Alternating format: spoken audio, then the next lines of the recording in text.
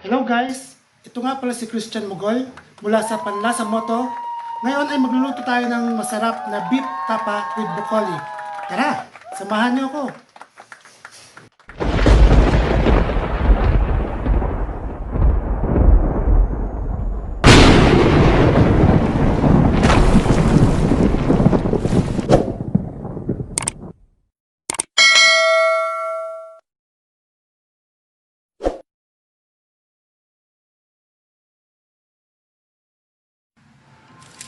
Ngayon, ang una natin gagawin ay magbabalat tayo ng bawang.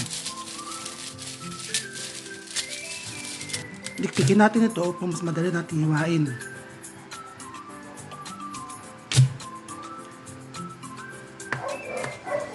Hiwain ito ng maliit na piraso lang.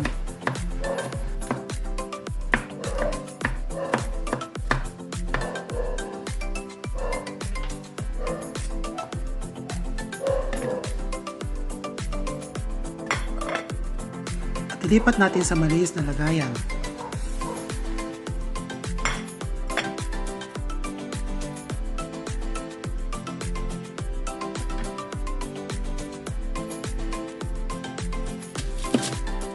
Isunod natin ang sibuyas at hiwain ng maliit.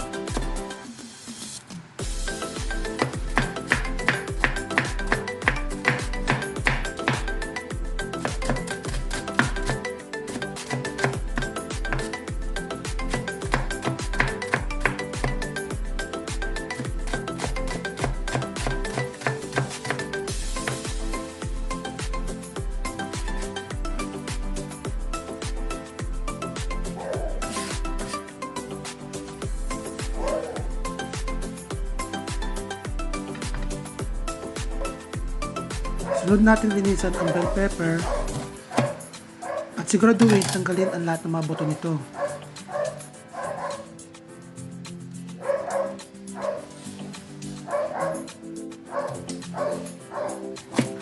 Pagkatapos ay hiwain lamang ito ng maliit.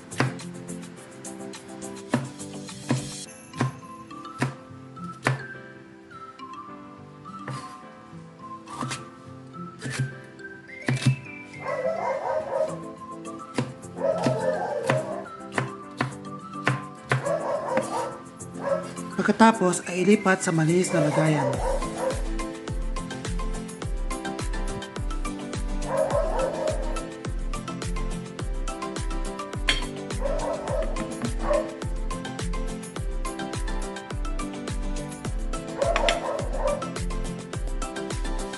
Isunod naman natin ang ating broccoli.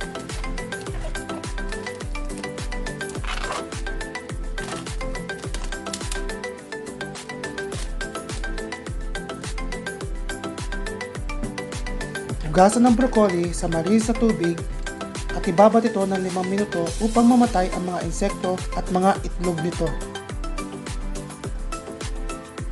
Tanggalin ang tangkay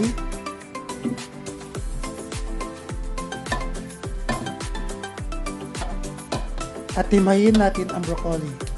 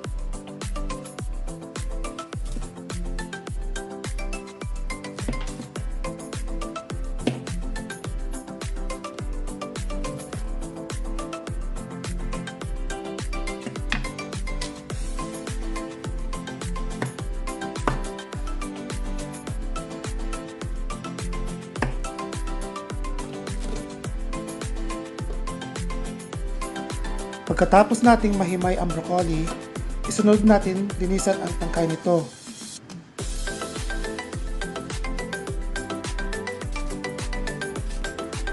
Balatan natin ang broccoli hanggang sa malambot na parte.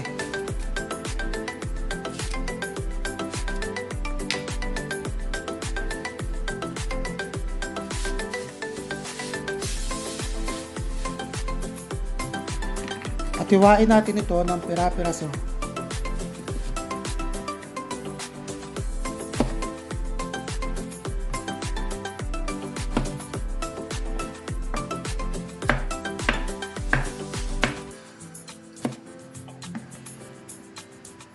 At ating isama na sa mga una nating hiniwa ng mga broccoli.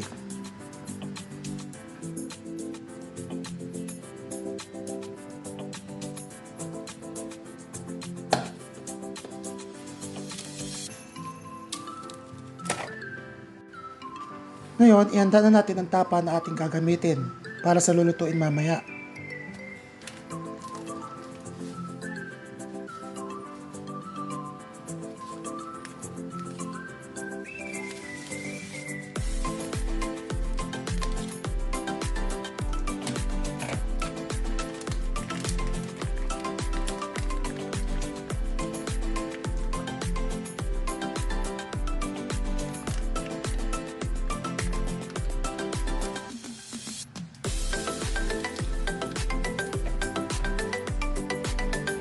At ito naman ang gagamitin natin mamaya. Ito ay cornstarch.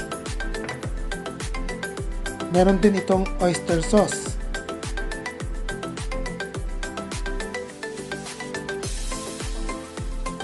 At toyo. Kahit anong toyo ay pwede nyo gamitin dito. Gagamit din tayo ng sesame oil.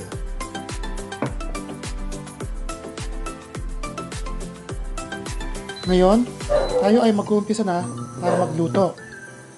Una, ilalagay muna natin ang mantika, ang sesame oil.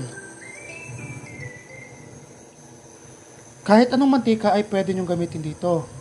Ginamit ko lang ang sesame oil upang mas mabango ang ating luto. Dahil ang sesame oil ay nakapagbibigay ng aroma sa ating mga lutuin. Igisa natin ang bawang. Igisa lamang ito hanggang mag-golden brown ang ating bawang.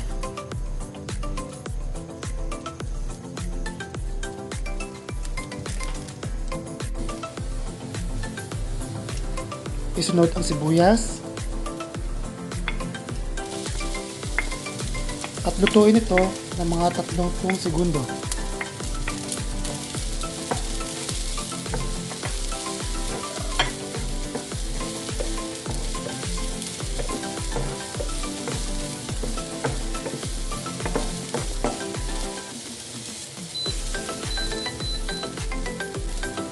At pagkatapos, pwede na natin ilagay ang ating beef tapa.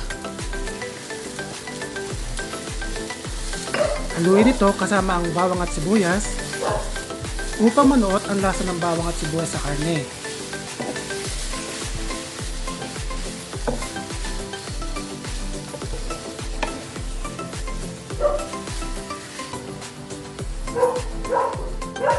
Takpan lamang natin ito ng mga 3 minuto.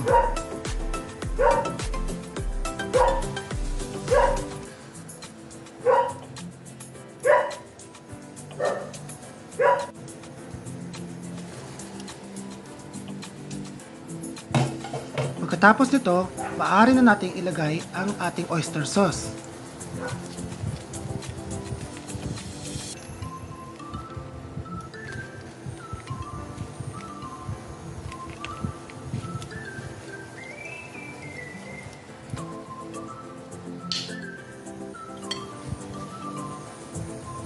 Ilagay na rin natin ang ating toyo. Lalagyan ko lang siya ng 1 kutsarang toyo. Ang oyster sauce at toyo ang magbibigay lasa sa ating beef tapa with broccoli. Ngayon, ilagay na rin natin ang ating paminta.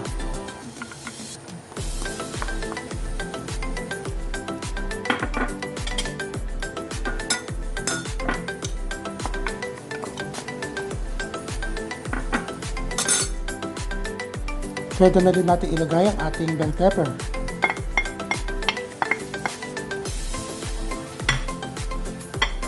At haluin lang natin ito ng mabuti.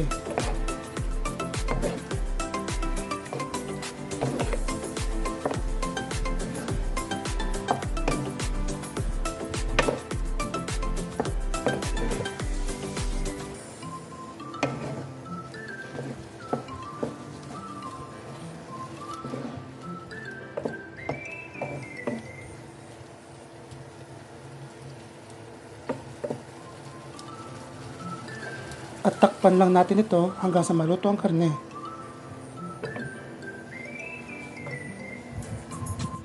Pagkalipas ng ilang minuto, ayan, luto na ang ating karne.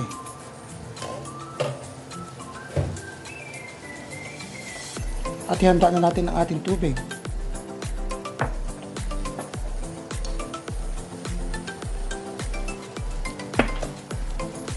At isang kutsarang cornstarch.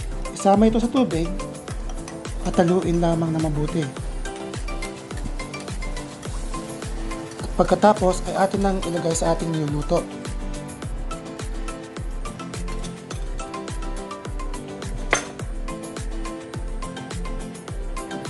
Haluin lamang ito ng mabuti hanggang sa lumapot ang sabaw.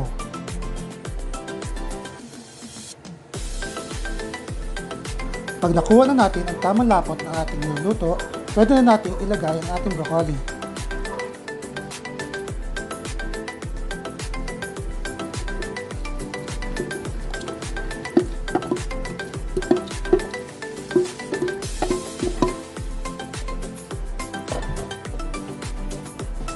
At haluin natin ito.